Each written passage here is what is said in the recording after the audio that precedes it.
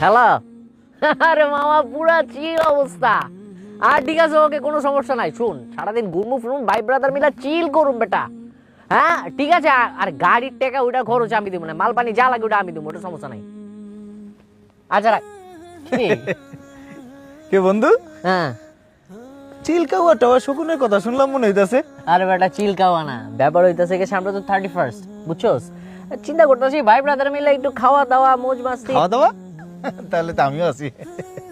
আরে বেটা ওই খাওয়া দাওয়া না, তাহলে ব্যাপার হইতাছে গিয়া 31st তো মনে করছি আমরা ভাই ব্রাদার মিলা মোজ মাস্তি করুম, ঘুরমু ফিরমু, আতশবাজি, মনে কর যে আকাশটা পুরো রঙিন হয়ে যাবো, রঙিন একটা ভাইব নিয়া এই ঘুরা ফিরা ফুর্তি ফার্তি মোজ মাস্তি এটার ব্যাপারে কথা কইতাছিলাম আর কি, বুঝছস? এটা কি ঠিক হবে? ধর বেটা, এইসব ঠিক বেঠিকের কোনো কিছু বুঝাবুঝি নাই।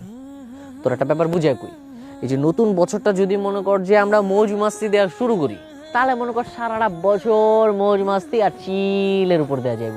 এটা লাগে কাহিনী। এইসব অন্ধকারের যুগ, কুসংস্কারের যুগ কি এখনো আছে? আমরা যদি নতুন বছরে আনন্দ ফুর্তি দিয়ে মোজ মাস্তি দিয়ে আমন্ত্রণ জানাই, পুরানটা তো কাইন্দা কাইটা বিদায় দেওয়া উচিত ছিল না?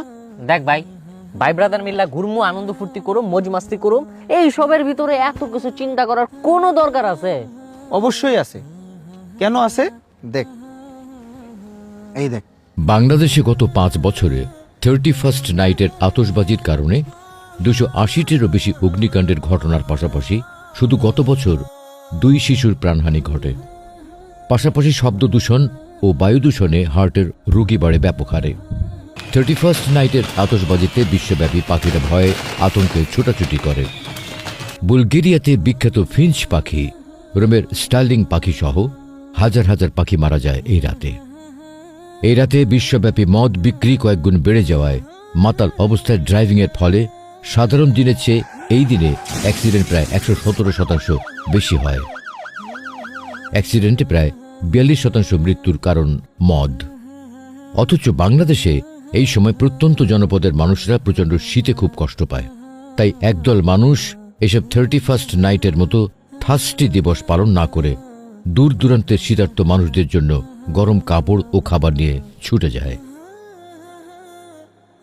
এবার ভাইবা দেখ, 31st নাইট পালন করে নিজে মরবি নাকি অন্যের মরার কারণ হবি? ওই কিরে, পাপ্পিরে পাইলি কই? তোর ওই জায়গায় কি করস? কি অবস্থা ম্যান? আরে বেটা, একদিকে হাঁসের মাংস আর ভুনা খিচুড়ি, অন্যদিকে হিসাব নিকাশ। হিসাব নিকাশ? কি এর হিসাব নিকাশ, কত একটু শুনি। গত বছর কি কি ভুল করলাম, সেই ভুল কিভাবে শুধরে চলবো। আর কতজনকে এবছর দাওয়াত দিছি দিনের পথে, সামনের বছর কয়জনকে দাওয়াত দিমু, এইটারও হিসাব নিকাশ এখানে হবে। এই বছর কতজনরে দান করতে উৎসাহ দিছি, আর সামনের বছর কতজনরে আরো বেশি দান করতে উৎসাহ দিম। নে তো এবার 31st নাইটে কি কি করবি সেটা ভেবে দেখ।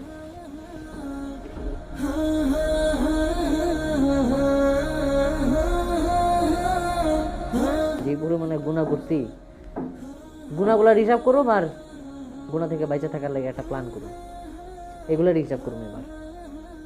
আর আপনারা যারা আমাদের এই কন্টেন্টটা দেখতেছেন, তারাও এখন থেকে প্ল্যান করেন গুণা থেকে কিভাবে বেঁচে থাকবেন।